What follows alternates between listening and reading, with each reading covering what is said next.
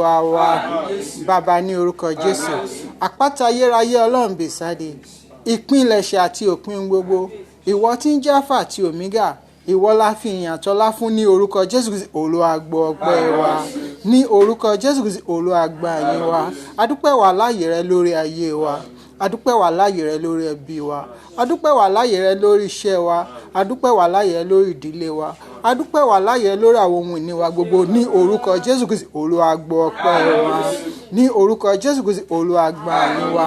Ní ti ẹ̀ṣẹ̀, ẹ̀mí mímọ́ ó yá máa dáríjì. À ń lọ nínú ìpàdé Ṣẹ́gun Mídògó, ẹ̀mí mímọ́ ó yá máa bá wa lọ. Ohun gbogbo tó dàbí ẹ̀gún ayé wa, àdániwáyé ó yá sọ wọ́n di ògo fún wa.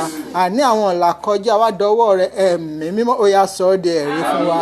Àwọn ìlàkọjá wa lórí ìgbé ayé wa, àwọn ìlàkọjá wa lórí aya wa, àwọn ìlàkọjá wa lórí ọkọ wa, àwọn ìlàkọjá wa lórí àwọn ọmọ wa, àwọn ìlàkọjá wa lórí iṣẹ́ wa, àwọn ìlàkọjá wa lórí àwọn ohun ìní wa gbogbo, àwọn ìlàkọjá wa lórílẹ̀‐èdè yìí pàápàá, ẹ̀mí mímọ́ ó yá sọ wọ́n di ẹ̀rí fún wa. Ẹ̀mí mímọ́ ó yá sọ wọ́n di ẹ̀rí fún wa. Bí a ṣe ń lọ máa bá wa lọ, ògo àtọlá ní fún ọgbọ́n òjìgbọ́ gbọ́ aláṣẹ ọ̀run ní orúkọ Jésù Kristi ní a gba àdúrà. Àmín, àmín, àmín. Praise the Lord. Hallelujah. Praise the living Jesus. Ẹ jẹ́ a jókòó díẹ̀. Ta ló lè rán mi létí àkọ́rí prógrámù yìí?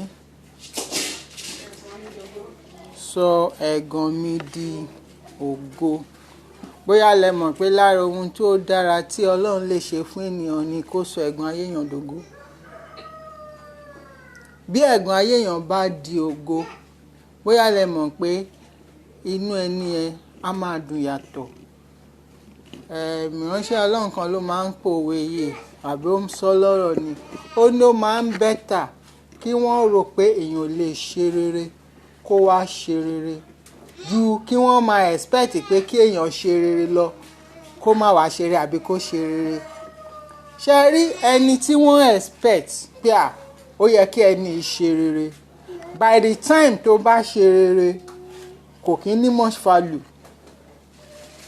Mọ reason wọ́n ti ń expect ẹ̀ náà pé mo mọ̀ pé ó máa dáa fún already na I know mo mọ̀ pé it's going to be well with him, or I know it's going to be well with her, so kò ní much value because they are already expecting that thing from him.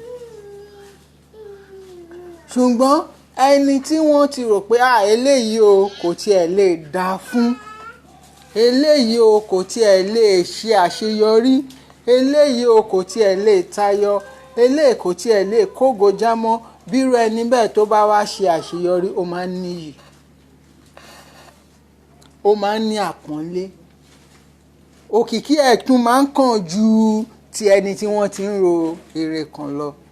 Bí o bá rí àmì àdúrà ìṣe ní ìkóríta gbogbo tí ayé ti ń gan èmi àti ẹ̀mí mọ́ yóò pọ́n wa lé níbẹ̀. Ó dẹ̀ kí àmì gùnkè jù bẹ́ẹ̀ lọ. Àní ìkóríta gbogbo tí wọ́n ti ń gan èmi àti ẹ̀mí mọ́ yóò pọ́n wa lé níbẹ̀. Ẹ jẹ́ a ṣí Bíbélì wá sí Luke chapter 5.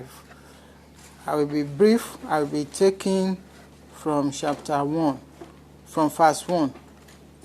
Luke chapter 5. I'm reading from verse 1. And it came to pass that as the people passed upon him to hear the word of God, he stood by the lake of Gennesaret, and saw two ships standing by the lake, but the fishermen were gone out of them, and they were washing their nets. And he entered into one of the ships, which was Simon's, and he prayed him that he could thrust out the little from the land. And he sat down and taught the people out of the ship. Now, when they had left speaking, he said unto Simon, Launch out into the deep, and let down your net for a draught. And Simon answered and said unto him, that is where I'm going, Master, we have toiled all the night, and have taken nothing. Nevertheless, at thy word, I will let down the net. And when they had this done, They include a great multitude of fish, and their nets were broke. Praise the Lord. Praise the living Jesus. Ṣé rí ẹsẹ̀ Bíbélì tí a kà yẹn?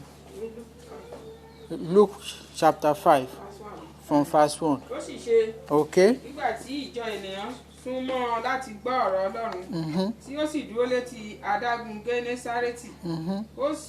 Ó rí ọkọ̀ méjì tí wọ́n gùn létí adágún, ṣùgbọ́n àwọn apẹja sọ̀kalẹ̀ kúrò nínú wọn, wọ́n ń fọ àwọn wọn. Ó sì wọ ọ̀kan nínú àwọn ọkọ̀ náà tí í ṣe ti Símónì, ó sì bẹ́ẹ̀ kí ó tẹ̀ ẹ́ sí ẹ̀yìn díẹ̀ kúrò ní ilẹ̀. Ó sì jókòó, ó sì ń kọ́ ìjọ ènìyàn láti inú ọkọ̀ náà. Bí ó sì ti dákẹ́ ọ̀rọ̀ ìsọ, ó wí fún Símónì pé, tì í sí ibú. Ó sì ju àwọn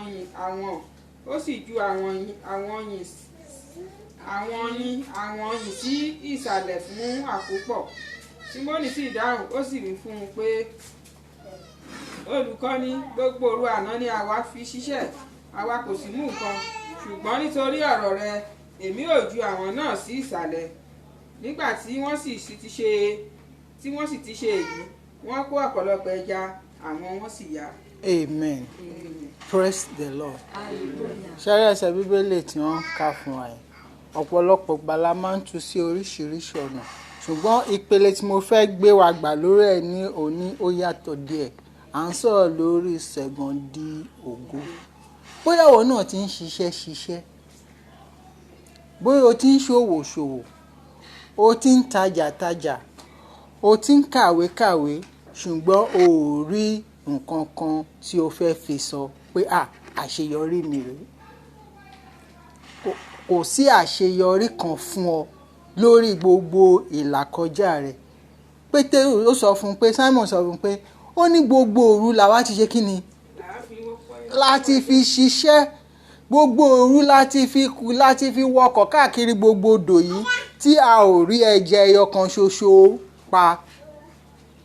Ọ̀pọ̀lọpọ̀ wa náà ni ó ti ṣe oríṣiríṣi iṣẹ́, ṣùgbọ́n kò lè tọ́ka sí pé eléyìí ni mo ṣe tó ṣe kí ni tó pé mi. Eléyìí ni mo ṣe tí mo jèrè lórí ẹ̀. Eléyìí ni mo ṣe tí ó gbé mi dìde.